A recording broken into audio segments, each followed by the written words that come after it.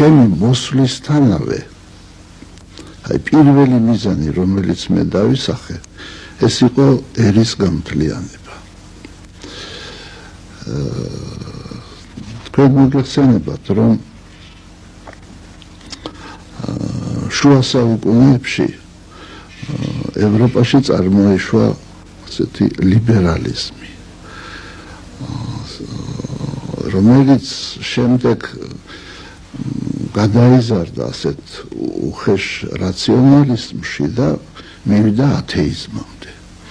აი სწორედ ამისი შედეგი იყო კომუნისტური რეჟიმის დამყარება და მოსვლა. აი და ყველაზე მძიმე იყო ის რომ ხალხი იყო გაყოფილი. ეკლესია